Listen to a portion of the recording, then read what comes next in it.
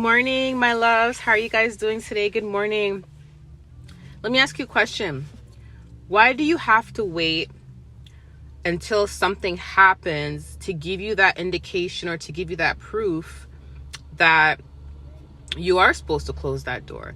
Why do you have to wait for there to be an example set for you to come to that understanding? I understand that sometimes we learn based on experience and that's how we gain wisdom a lot of the times, but if you've already been through so much hardship, right? If you've been through so much hardship and God is trying to prevent you from going through more hardship, why does God have to prove to you just how bad someone else is for you to actually listen and understand and close that door? And the reason why I'm even mentioning this to you is because I got some messages yesterday for you guys, but I got some this morning as well. And he wants me to start off with this message. And I got a validation in the car, confirmation that he wants me to start off with this message. Big confirmation. I'll tell you what it is. So the message I got this morning is close that door. Close that door. And, I'm going to tell you what God showed me. Okay. So he showed me a lady and another woman.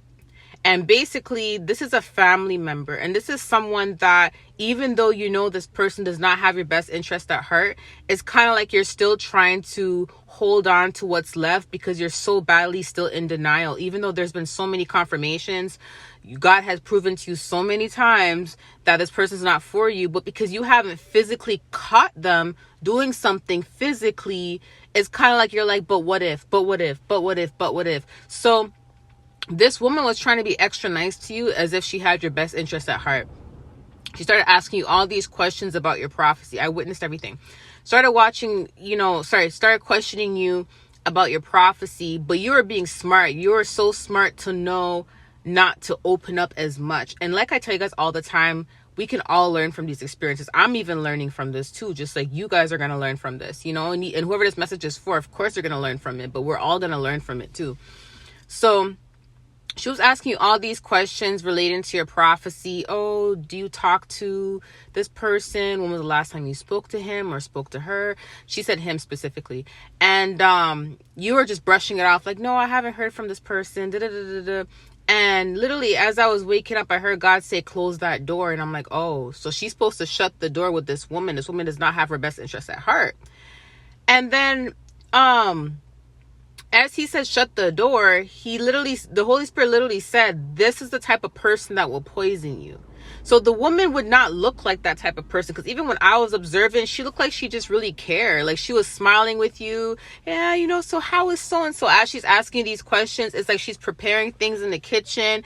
You get what I'm saying? So you're not able to really observe her characteristics as much, her facial expressions, etc., because she's moving around and doing things. But I'm there to observe it. And I knew there was something fishy with her. She's just trying to move around so you don't observe her, and so she doesn't look fishy, right? So when I woke up, God said, this is the type of person that will poison you, the type of person that will smile in your face, be prepping things in front of you. And the whole time they're asking you these questions to find out what's going on with you so they can start plotting against you. But at the same time as well, he specifically said, this is the type of person that will poison you. And here's how I know. Because when he said that, those words, this person will poison you, those exact words, he showed me something. He showed me a vision of, those little packet things that you put in shoe boxes, or you find in when you buy like new bags, new shoes, those little pocket thingies. He showed me a vision of that. And I remember seeing that a lot when I would buy stuff. And I remember it says do not eat on the package. I remember when I was a kid, I used to see it, and I remember someone in my family used to say, oh, that's poisonous, don't touch it, kind of thing, right? So when he said this is the type of person that will poison you, he showed me a vision of those little packets, okay? Those little packet thingies. Let me tell you what just happened to me. So I just dropped off my kids to school. I got in the car, and I'm here looking for my lip gloss. I'm like, where's my lip gloss? You won't guess what I found in my car.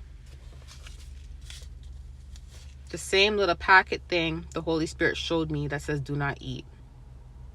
Right here in my car, okay? And it was from when I bought my son his shoes. and it must have fell out of my car, but it was exactly where my lip gloss is. I don't even know how it got there. It's supposed to be in the garbage. You get what I'm saying?